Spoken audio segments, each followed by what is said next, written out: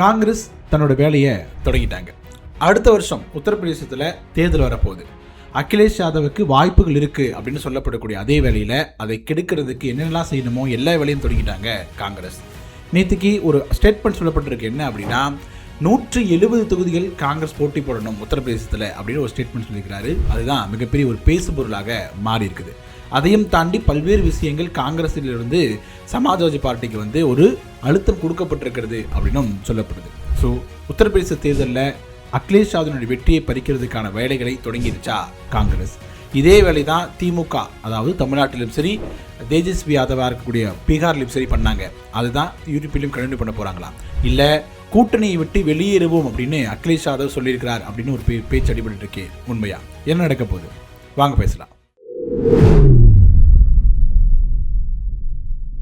வணக்கம் மக்களே, நான் உங்கள் மது கோப்பாசையிலிருந்து. காங்கிரஸ் தன்னோட ரெகுலராக என்ன பண்ணுவாங்களோ அதே ஒரு வேலையை உத்தரப்பிரதேசத்தில் தொடங்கியிருக்காங்க அப்படின்னு சொல்லலாம். 2024 தேர்தலில் உத்தரப்பிரதேசத்தோட ரிசல்ட் அப்படிங்கிறது மிகப்பெரிய ஒரு ஆச்சரியத்தை பாஜக கொடுத்துச்சு, மொத்த தேசத்துக்குமே கொடுத்துச்சு அப்படின்னு சொல்லலாம். ஏன்னா உத்தரப்பிரதேசத்தை பொறுத்த வரைக்கும் தொடர்ந்து பாஜக லீட் எடுக்கக்கூடிய இடங்களாக இருந்திருக்கும். 80 தொகுதிகளில் 70க்கு மேலே வெற்றியை தொடர்ந்து வெற்றி பெற்றே இருந்திருக்காங்க. ஆனால் 2024 தேர்தல் என்ன நடந்துச்சு அப்படின்னா, அங்கே பண்ண அகிலேஷ் யாதவருடைய சோசியல் இன்ஜினியரிங் அப்படிங்கிற ஒரு கான்செப்ட், அதாவது குறிப்பிட்ட சமூகத்திற்கு எந்தெந்த சமூகத்திற்கு எந்தெந்த இடத்துல ஆதரவு அதிகமாக இருக்குது, எந்த சமூகத்திற்கு முக்கியத்துவம் கொடுக்கணும், எவர்களுக்கு முன்னிலைப்படுத்தணும் அப்படிங்கிற மாதிரி காய்கள் நகர்த்தினாங்க. அது அவங்களுக்கு குறிப்பிட்ட செய்த வெற்றியை பெற்று செஞ்சிச்சு அப்படின்னு சொல்லலாம். அந்த ஒரு சோசியல் இன்ஜினியரிங் அப்படிங்கிற கான்செப்டை கையில் எடுத்துட்டு அகிலேஷ் யாதவ் அந்த மாநிலம் முழுவதுமே நிறைய வேலைகளை தொடர்பாக செஞ்சிருக்காரு. சமாஜ்வாதி பார்ட்டி இருக்கும்போது இந்த பக்கம் மாயாவதியோட கட்சி தொடர்ந்து பலவீனப்பட்டு இருக்கிறாங்க. அது அவங்களுடைய வாக்கு வங்கி பிடிக்கணும் அப்படி நோக்கத்தோட ஷெட்யூல்டு காஸ்ட் மக்களுக்கு அதிக முக்கியத்துவம் கொடுக்கணும் அப்படிங்கிறதுக்காக மாவட்ட செயலாளர்கள் நிறைய பேர் ஷெட்யூல்டு காஸ்ட் மக்களாக போடுறாங்க. அதே மாதிரி கேண்டிடேட்ஸ்லையும் 30 முதல் 40% ஷெட்யூல்டு காஸ்ட் போடணும் அப்படிங்கிற மாதிரி காய்களை அகிலேஷ் நகர்த்திட்டு இருக்கிறார்.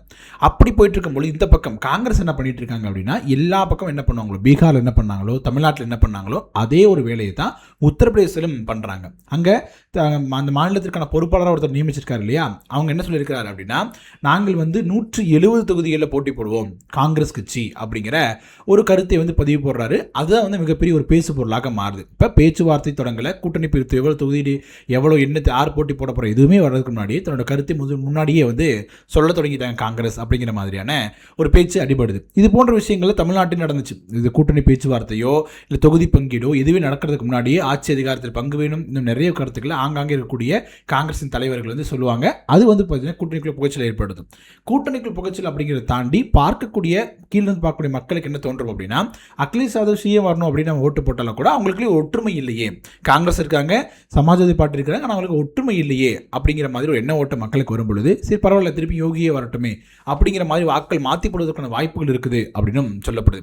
இந்த மாதிரி உத்தரப்பிரதேச தேர்தலை பொறுத்த வரைக்கும் அதிக முக்கியத்துவம் வாய்ந்த தேர்தலாக பார்க்கப்படுது. அகிலேஷ் யாதவிற்கு நல்ல வாய்ப்பு இருக்குது அப்படின்னும், மிக கடுமையான போட்டி அகிலேஷ் யாதவ் கொடுப்பார் அப்படின்னும், அதையும் தாண்டி கிரவுண்ட் லெவலில் அகிலேஷ் யாதவோட சமாஜ்வாதி பார்ட்டி பண்ண வேலைகள் அப்படிங்கிறது அது மாதிரியாக இருக்குது அப்படின்னும், குறிப்பாக சோசியல் இன்ஜினியரிங் முதல்ல பேசணும் இல்லையா, அந்த சோசியல் இன்ஜினியரிங் அதை தான் கையில் எடுத்திருக்கிறாங்க அப்படிங்கிற மாதிரியான பேச்சும் அடிபட்டு இருக்கக்கூடிய இந்த வேலையில் காங்கிரஸ் கட்சி இது போன்று பண்ணுவது அப்படிங்கிறது எப்படி சரியாக இருக்கும் அப்படிங்கிறத பார்க்குறாங்க. ஸோ சமாஜ்வாதி பார்ட்டி சார்ந்தவர்கள் இவருடைய காங்கிரஸ் கருத்துக்கு என்ன பதில் சொல்கிறாங்க அப்படின்னா, காங்கிரஸிற்கு அதிகபட்சம் 40 முதல் 45 தொகுதிகள் மட்டும்தான் ஒதுக்கணும், அதற்கு மேலே ஒதுக்குறது அப்படிங்கிறது எவ்வளோக்கு எவ்வளோ ஒதுக்குறோம் அப்படின்னமோ அந்த அளவுக்கு நமக்கு தோல்வி தான் கிடைக்கும் அப்படிங்கிறது சொல்கிறாங்க. எக்ஸாம்பிளுக்கு தமிழ்நாட்டை எடுத்துக்கிறாங்க. தமிழ்நாட்டை பொறுத்த வரைக்கும் 27 தொகுதிகளை காங்கிரஸ் வாங்குறாங்க. அதில் எத்தனை தொகுதிகள் வெற்றி பெற்றாங்க அப்படிங்கிறது மிகப்பெரிய கேள்விக்குறியாக மாறுது. இன்னொரு பக்கம் பார்த்தீங்க அப்படின்னா, பீகாரில் தேஜஸ்வி யாதவருடைய கட்சி பலமாக இருக்கக்கூடிய தொகுதிகளாக பார்த்து வாங்குறாங்க. அங்கேயும் பார்த்தீங்க அப்படின்னா, அந்த எந்தெந்த தொகுதியில் ஆர்ஜேடி கண்டிப்பாக ஜெயிச்சிருவாங்க அப்படிங்கிற தொகுதி எல்லாத்தையும் காங்கிரஸ் வாங்குறாங்க. ஈஸியாக காங்கிரஸ் வெற்றி பெற்றுவாங்க அப்படின்னு எதிர்பார்க்கப்பட்ட நிலையில் எல்லா தொகுதியிலுமே தோல்வி அடைகிறாங்க அப்படிங்கிற நம்மளால பார்க்க முடியும். அதே விஷயத்தை தான் பல்வேறு மாநிலங்களையும் பண்ணிட்டு இருந்திருக்காங்க. அதாவது தன்னுடைய கூட்டணி கட்சியில் இருக்கக்கூடிய கட்சிகள் தோற்கணும் அப்படிங்கிற நோக்கத்தோடு செயல்படுறாங்க. அவங்க செயல்பாடுகள் அப்படியானதாக தான் இருந்திருக்குது அப்படிங்கிற ஒரு பார்வையை முன்வைக்கிறாங்க. எதற்காக இது போன்ற செயலை காங்கிரஸ் பண்றாங்க அப்படின்னு ஒரு கேள்வி கேட்கும் பொழுது அப்போ வரக்கூடிய செய்தி என்னவாக இருக்கு அப்படின்னா, ராகுல் காந்தியை விட ஒருத்தர் வந்து எதிர்க்கட்சியின் தரப்பில் ஒரு பிரதமர் வேட்பாளராக முன்னெடுத்துவதற்கு தகுதி இல்லை அப்படிங்கிற ஒரு பேச்சு வந்துடணும் அப்படிங்கிறதுக்காக தான். இதுக்கு முன்னாடி தேஜஸ்வி யாதவ் இருக்கும் பொழுது, அதாவது இந்த பீகார் தேர்தலுக்கு முன்பு வரை ஒரு நேஷனல் லெவலில் ஒரு பவர்ஃபுல் லீடராக தேஜஸ்வி யாதவ் பார்க்கப்பட்டார். அதுக்கு முந்தைய எலெக்ஷனில் மிக பவர்ஃபுல்லாக சட்டமன்றத்தில் குறிப்பிட்ட அளவு வெற்றியை பதிவு செஞ்சிருந்தார். அடுத்த 5 ஆண்டுகள் மிகவும் சிறப்பாகவும் செயல்பட்டு இருந்தார். தொகுதி ஒதுக்கீடுகள் வரைக்கும் நல்லா போயிட்டு இருந்துச்சு. அப்போ என்ன பண்ணாங்க அப்படின்னா, கண்டிப்பாக ஜெயிச்சிருவார் அப்படின்னு மாதிரி பேசப்பட்டு, ஆனால் எலெக்ஷன் நடக்கிறதுக்கு 2 மாதங்களுக்கு முன்பு வரை காங்கிரஸ் இந்த தேஜஸ்வி கட்சிக்கு இடையான அந்த பனிப்போர் அப்படிங்கிறதும், தொகுதி பங்கீடு ஒதுக்கீடு, ஃப்ரெண்ட்லி போட்டின்னு சொல்லிட்டு காங்கிரஸே வேட்பாளர்களை வந்து தேஜஸ்வி கட்சிக்கு எதிராக நிறுத்துவது போன்ற விஷயங்களை பண்ணி என்ன பண்ணுறாங்க, பீகாரில் தோல்வி அடைகிறாங்க. தோல்விக்கு பிறகு என்ன பண்ணுறதுங்க, அந்த தேஜஸ்வி யாதவ் வந்து அமைதியாகிறார்.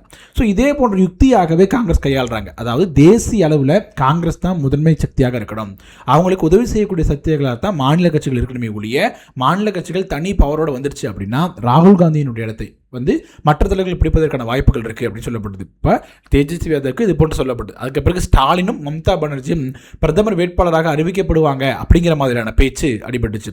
மம்தா பானர்ஜி தோற்றுட்டார். அந்த தோல்விக்கு வந்து குறிப்பிட்ட அளவுக்கு காங்கிரஸுடைய பங்களிப்பு இல்லை. ஏன்னா மேற்கு வங்கத்தில் காங்கிரஸ் என்ற கட்சி இல்லை அப்படிங்கிற நிலை இருந்துச்சு. இங்கே தமிழ்நாட்டை பொறுத்த வரைக்கும் மு.க. ஸ்டாலின் அவர்களோட திமுக கூட்டணியோட காங்கிரஸ் பயணிக்கிறாங்க. காங்கிரஸ் கட்சி இருக்கும் பொழுது நிறைய பேர், அதாவது காங்கிரஸ் கட்சியில் இருக்கக்கூடிய நிறைய பேர் என்ன பண்ணுறாங்க அப்படின்னா, பல்வேறு விதமான கருத்துக்களை முன்மொழிஞ்சாங்க. அதாவது கூட்டணி ஆட்சி கொடுக்கணும், அதிக தொகுதி கொடுக்கணும், 60 தொகுதிக்கு மேலே கொடுக்கணும் அப்படின்னு சொல்லப்பட்டது. கூட்டணிகளுக்குள்ளேயே விமர்சிக்கிறது, அதாவது கூட்டணி கட்சி தலைவர்களை விமர்சிக்கிறது, எதிர்த்தரப்பை பாராட்டி பேசுவது போன்ற விஷயங்கள் பண்ணும்போது என்ன நடக்கும் அப்படின்னா, மக்களுக்கு வந்து என்ன ஓட்டம் வந்துடும், இந்த கூட்டணி வந்து காங்கிரஸ் கட்சிக்காரன் நினைப்பாங்க அப்படின்னா, திமுக ஓட்டு போட தேவையில்லை போல இருக்கு, அவங்க இப்படி தான் நம்ம நடத்துறாங்க, அதனால ஓட்டு போட தேவையில்லை அப்படிங்கிற என்ன ஓட்டம் வரும்.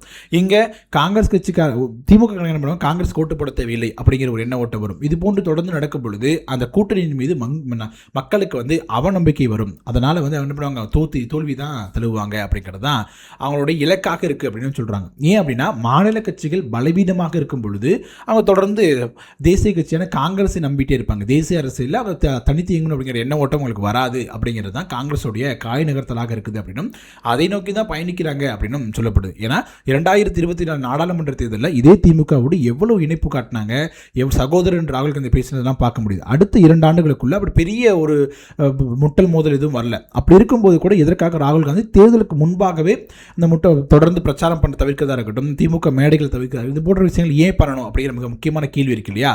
அதற்கான பதில் பார்த்தீங்கன்னா, பீகார் எலெக்ஷனுக்கு மு.க. ஸ்டாலின் அவர்கள் வந்து பிரச்சாரத்திற்கு போகிறார். அப்போ அவருக்கு கிடைத்த வரவேற்பு அப்படிங்கிறதும், ஒரு நேஷனல் லீடராக ஸ்டாலின் வந்துடுவார் அப்படிங்கிற ஒரு பயம் வந்து காங்கிரஸ் கட்சிக்கு இருந்துச்சு அப்படின்னும், எப்போதும் காங்கிரஸ் கட்சி ராகுல் காந்தி தான் வந்து நேஷனல் லெவலில் இருக்கணுமே ஒழிய மாநில கட்சியை சேர்ந்த ஒருவர் வந்து வரக்கூடாது அப்படிங்கிறதுக்காக தான் கூட இருந்தே வந்து இது போன்ற வேலைகளை செஞ்சிருக்கிறாங்க அப்படின்னும் சொல்லப்படுது. அதே வேலையை உத்தரப்பிரதேசத்திலும் செய்வதற்காக தன்னோட முயற்சிகளை எடுத்துக்கிட்டு இருக்காங்க அப்படின்னும் சொல்கிறாங்க.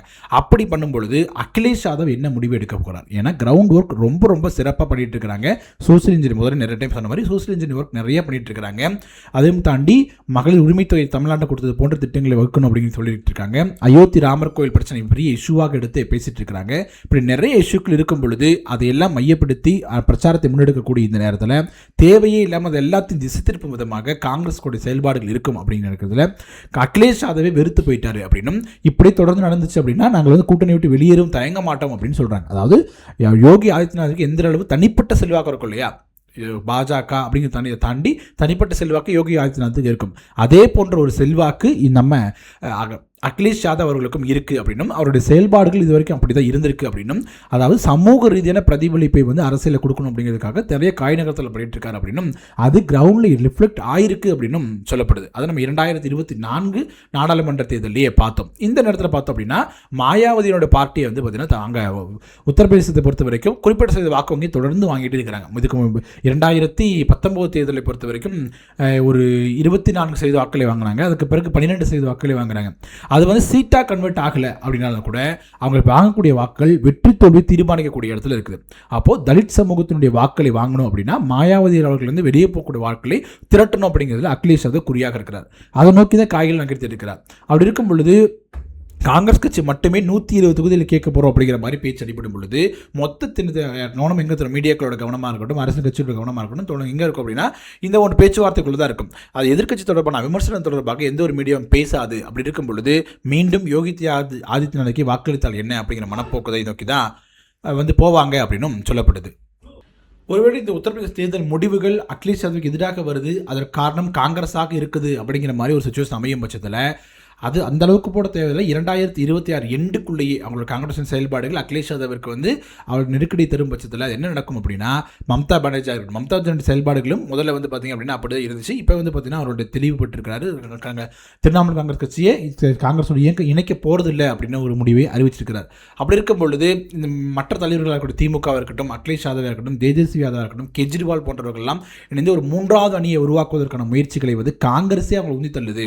அவங்களோட செயல்பாடுகள் அப்படியாகத்தான் இருக்குது. மாநில கட்சிகள் வளரவிடக்கூடாது அப்படிங்கிறத நோக்கி தான் காங்கிரஸ் கட்சி இருக்குதே ஒழிய பாஜகவை வீழ்த்தணும் அப்படிங்கிறத நோக்கி காங்கிரஸோட செயல்பாடுகள் இல்லை அப்படிங்கிறது தான் அரசியல் விமர்சகர்களுடைய முக்கியமான பார்வையாக இருக்குது. ஓகே மக்கள், நான் வீடியோட இறுதி பகுதிக்கு வந்துட்டோம். காங்கிரஸ் கட்சியினுடைய செயல்பாடுகள் அப்படிங்கிறது தொடர்ந்து பார்த்தீங்கன்னா பாஜகவை தோற்கடிக்கணும் அப்படிங்கிறத தாண்டி தன்னை வந்து தேசிய அளவில் நிலைநிறுத்திக் கொள்ளணும், அதற்கு எந்த ஒரு மாற்று சக்தியும் வந்துவிடக்கூடாது அப்படிங்கிறத நோக்கி தான் தொடர்ந்து காகில் நகர்த்திட்டு இருக்காங்க. ஆனால் அது போன்ற செயல்பாடுகளை இப்போது வந்து ஒரு 3வது அணி உருவாவதற்கான வாய்ப்பை வந்து உருவாக்கிட்டு இருக்கு அப்படின்னும் சொல்லப்படுது. இங்கே வந்து திரிணாமுல் காங்கிரஸ் கட்சியாக இருக்கட்டும், திமுகவாக இருக்கட்டும், ஆம் ஆத்மி கட்சியாக இருக்கட்டும், தேஜஸ்வி யாதவாக இருக்கட்டும், அகிலேஷ் யாதவாக இருக்கட்டும், இது போன்ற கட்சிகளாக ஒன்று திரண்டு 3வது அணி உருவாக்கும் பட்சத்தில் அது மிகப்பெரிய ஒரு தலைவலியை காங்கிரஸ் கொடுக்க போகுது. எதை நோக்கி அவங்க பயணிச்சாங்களோ அதுவே அவங்களுக்கு எதிராக திரும்பும் அப்படின்னு எதிர்பார்க்கப்படுது. காங்கிரஸோட இந்த செயல்பாடு குறித்து என்ன நினைக்கிறீங்க? 3வது அணி உருவாக்குவதற்கு காங்கிரஸே வழிவகுக்குது அப்படின்னு நினைக்கிறீங்களா? உங்களோட கருத்துக்கள் என்ன அப்படிங்கிறத கமெண்ட் செக்ஷனில் சொல்லுங்க. வீடியோ பிடிச்சிச்சு அப்படின்னா லைக் பண்ணுங்க, ஷேர் பண்ணுங்க, கோபாஸ் யூடியூப் சேனல் சப்ஸ்கிரைப் பண்ணிக்கோங்க. தொடர்ந்து பேசுவோம்.